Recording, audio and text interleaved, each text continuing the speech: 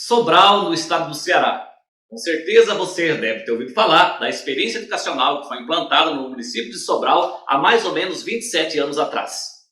Mais ou menos lá para o ano de 1996, o município do Ceará, chamado Sobral, começou uma revolução na sua educação, transformando a educação, que era uma educação ruim, como é de vários municípios do Brasil, em uma excelência em educação. E para conhecermos um pouco mais o que foi feito no município de Sobral, vou trazer aqui no meu canal uma série de 5 vídeos onde o secretário municipal de educação, o professor Herbert Lima, vai explicar quais foram as mudanças que ocorreram lá no município de Sobral para transformá-lo em uma experiência revolucionária e de excelência na educação brasileira. Vamos então assistir os vídeos. São 5 vídeos que vão falar detalhadamente quais foram as experiências, quais foram as modificações que o município teve que implantar na sua municipalidade, ou seja, na sua rede municipal de educação, para transformar, depois de 27 anos, em uma experiência exitosa. É um case de sucesso o município de Sobral, no estado do Ceará. No terceiro vídeo, o secretário de Educação vai falar sobre accountability. Talvez essa palavra não seja muito comum, mas é uma implantação de política de responsabilização. Ou seja, segundo o secretário, é necessário que o município coloque metas em sua educação. Precisa trabalhar com metas.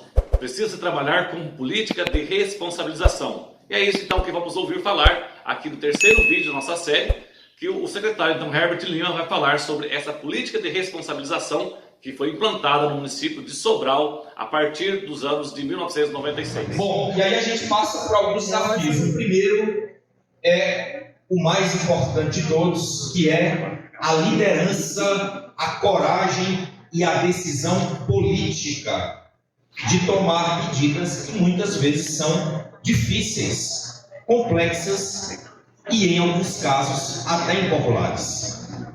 Nós tínhamos no início dessa história, eu contei para vocês, quase 100 unidades escolares. Da noite para o dia, essas escolas foram reduzidas para 49.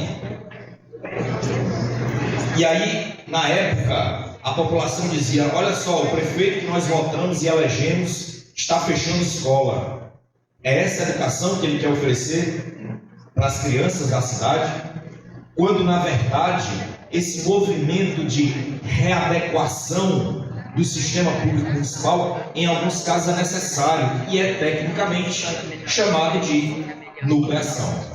Porque havia muitos prédios, muitas escolas, principalmente nas áreas rurais, que atendiam muito mais favores políticos. Eram cabides de emprego, estruturas sem a menor condição para as crianças. Então o município teve que centralizar essa matrícula num prédio mais adequado, nas mãos de um bom gestor, de um diretor escolar que centralizou o acompanhamento e o monitoramento de crianças que estavam antes espalhadas em prédios que não tinham condições adequadas. E para isso eu tenho que ter uma estrutura de transporte escolar, para atender esse deslocamento das crianças a esse novo prédio, a essa nova escola. Outra decisão importante que é implementar uma cultura de acompanhamento e monitoramento das crianças. Desconstruir esse discurso que não tem fundamento, que a avaliação é um mero instrumento de classificação, de ranqueamento, de segregação das crianças. Isso é falso. A gente tem uma série de trabalhos, uma série de estudos, além de evidências de boas práticas em redes municipais que demonstram que o melhor monitoramento e um acompanhamento é a garantia da manutenção de evidências concretas, permanentes, para a tomada de decisão. Ninguém guia um barco num mar tão revolto e desafiador como é o da educação, sem ter direção, sem ter foco, sem ter estratégia, sem saber para onde eu estou indo, de onde eu parti. Por isso que o monitoramento, o acompanhamento e a implementação de instrumentos de avaliação permanente são fundamentais. Outro ponto importante é iniciar um diagnóstico técnico. No início de cada ano letivo, nós implementamos uma avaliação diagnóstica, de mapeamento e identificação de como é que está a condição cognitiva das crianças no início do ano letivo. Depois nós passamos a mensalmente aplicar avaliações de acompanhamento e monitoramento, independente das avaliações da escola. independente de avaliação semestral, quinzenal, parcial, bimestral, todo mês a Secretaria está aplicando instrumentos individualmente, e não é só segundo, quinto e nono, são todas as séries do infantil 5, nós avaliamos até o nono ano dos anos finais, no nosso estado, no nosso município, 100% da educação infantil dos anos iniciais e dos anos finais são das prefeituras, são das redes municipais, e o ensino médio é competência exclusiva do estado. Os 184 municípios, dos quase 9 milhões de habitantes que nós temos no estado do Ceará. Porém, o estado colabora, apoia, fomenta projetos de fortalecimento e qualificação da aprendizagem, como é o caso do programa de alfabetização que vocês estão implementando aqui em parceria com o estado. Focar a alfabetização na idade certa, não permitir que nenhuma criança em nenhuma escola avance dos 7 para 8 anos sem saber ler e escrever, isso é fundamental, e criar instrumentos de incentivo focado e pautado em resultados de aprendizagem. Ou seja, definir objetivos simples, direto, claro, com todos os segmentos da educação, seja os técnicos da secretaria, os diretores, os coordenadores e orientadores pedagógicos, os profissionais, os professores, as famílias. O que Sobral fez há 25 anos atrás foi buscar fazer o básico, bem feito, focado, sem distração, sem perda do tempo pedagógico, que é precioso para a transformação e para a vida de uma criança através da aprendizagem. Então, estabelecer metas simples, alcançáveis, objetivas e que remetam à concepção originária do que é uma educação pública de qualidade, do que é um ensino comprometido na aprendizagem das crianças. Então, a primeira delas é alfabetizar todas as crianças aos 6, 7 anos de idade, e para isso eu tenho que ter material estruturado, eu tenho que ter currículo, avaliação, formação e monitoramento desde a educação infantil. Então, o processo de alfabetização inicia no último ciclo da educação infantil, de 5 para 6 anos de idade, e precisa ter uma estrutura de acompanhamento e monitoramento permanente. Todos os nossos alunos fazem avaliações orais com 6, 7 anos de idade. Nós gravamos o áudio da criança lendo palavras, frases, textos, e enviamos para um sistema para ser analisado, para fazer um processo chamado de audição do processo de alfabetização, para que nenhuma criança fique sem garantir, sem consolidar o seu processo de leitura e escrita. Estabelecida essa meta, é necessário olhar também para cá, para aquelas crianças que eventualmente, de 3º ao 5º ano, estão com defasagem ainda nesse processo de alfabetização. Aí sim é preciso pensar, e foi assim que Sobral se fez, em programas, em projetos, em ações voltadas à recomposição da defasagem de aprendizagem.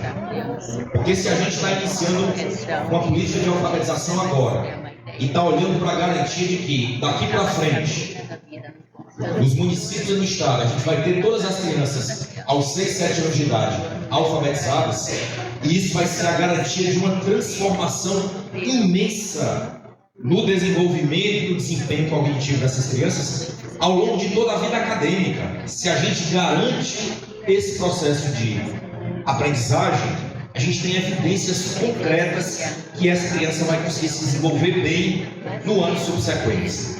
Só que para aquelas crianças que já estão em níveis acima, com defasagem, é preciso construir políticas, projetos. Foi isso que nós fizemos, foi isso que Sobral fez ao longo do tempo, que foi implementar ações de contraturno, projetos de leitura, programas voltados ao reforço da matemática, ampliação da jornada pedagógica, a criação de um professor auxiliar ao professor titular, ao professor principal, para que ele pudesse desenvolver estratégias e ações voltadas ao cumprimento dessa meta. A terceira meta é compreender e entender que todas as áreas do currículo são importantes. A literatura, a geografia, a história, a filosofia, as ciências, no ensino médio, a física, a química, a biologia, a educação física, o atendimento educacional especializado, que é um instrumento de inclusão social importante para a educação, mas nenhuma dessas áreas sobrevive se o básico não estiver bem feito. E o foco tem que ser garantir um elevado nível de proficiência da criança em leitura, em interpretação, em produção textual e nos elementos básicos da matemática. Saber realizar bem as 4 operações, conhecer o processo de alfabetização numérica, produzir um texto, ler e interpretar bem o problema matemático ou um texto básico de língua portuguesa.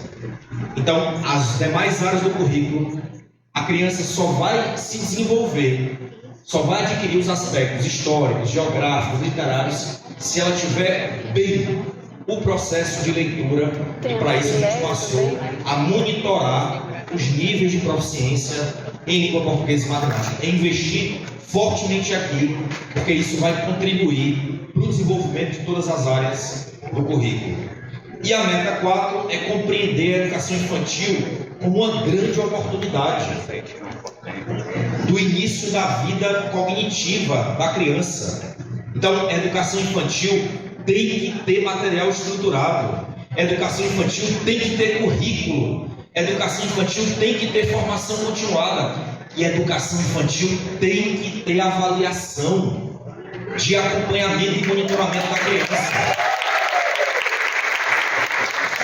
Só que essa avaliação tem que ser adaptada, ela precisa ser individualizada, ela precisa ser lúdica, ela precisa ser construída a partir de uma perspectiva de que a criança está num processo de aquisição de conhecimento. Mas é ali que nasce, foi assim que nós aprendemos na prática no nosso município, é ali que nasce um bom processo de alfabetização. Então, por exemplo, aqui do 0 a 3 anos, é criar uma cultura, embora não seja obrigatório, da criança estar na escola.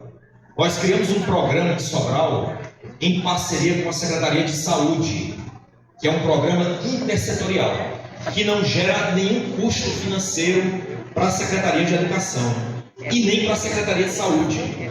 Nós chamamos de trevo de 4 folhas. Trevo de 4 folhas é aquele que a gente vai tirando as pétalas, se vai ter sorte ou não. O nome do programa é trevo de 4 folhas. Como é que ele acontece na prática? Nós temos um sistema de monitoramento e acompanhamento das jovens, das adolescentes, que quando vão no posto de saúde fazer um exame ginecológico, testam positivo para gravidez. Qualquer jovem, qualquer adolescente que vai no posto de saúde hoje no município, fez o exame e deu positivo para gravidez, ela entra num sistema de acompanhamento, de apoio e monitoramento, principalmente se ela é vulnerável. E eu, na minha sala, da tela do meu computador, acompanho o número de vezes que ela vai ao médico fazer o pré-natal. Ela é monitorada. Sabe por quê? Porque no dia que a criança nasce, nós vamos lá na maternidade garantir a matrícula dela no centro de educação infantil mais próximo.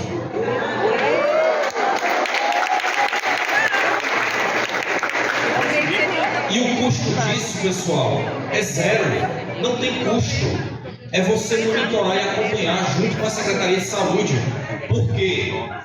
Porque a gente começou a ver na prática que quanto mais cedo essa criança chegar na escola, mais protegida ela está, mais bem alimentada ela está, mais estimulada ela vai estar.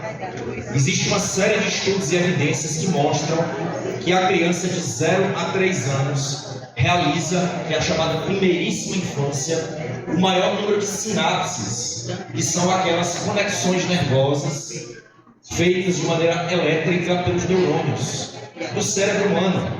Então, se a criança de 0 a 3, ela é estimulada, ela recebe afeto, ela é bem alimentada, ela é acompanhada, ela vive num ambiente de interação, de parentalidade positiva, essa criança, aos 4, 5 anos, vai estar numa condição muito mais adequada de desenvolvimento do processo de alfabetização. Então a gente começou a ver que era necessário investir na ampliação da matrícula da educação infantil, investir na construção de um currículo, implementar uma matriz de habilidades e competências mínimas que a criança tem que ter aos 5 anos de idade, investir na formação continuada em materiais estruturados e avaliações de acompanhamento e desenvolvimento de habilidades ainda na educação infantil. Mas isso não foi fácil. Muitas críticas surgiram durante esse percurso, principalmente da área acadêmica. Muitos acadêmicos, muito teóricos dizem: olha, isso é uma violência, isso é antecipar um processo que é natural da criança, que é o processo de alfabetização.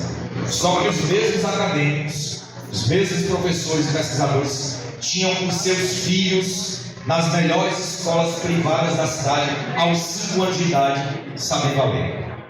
Então não é porque é pobre, não é porque está na periferia, não é porque é filho de trabalhador que também não possa, aos 5 anos, iniciar o processo de alfabetização. É um direito que a criança tem. E isso não se trata de uma questão ideológica, política, não se trata de um processo natural. É necessário técnica de munir o professor de melhores estratégias, técnica de capacitar, de orientar, de estabelecer uma tutoria com o diretor e o coordenador pedagógico para que ele tenha foco nas questões pedagógicas da escola.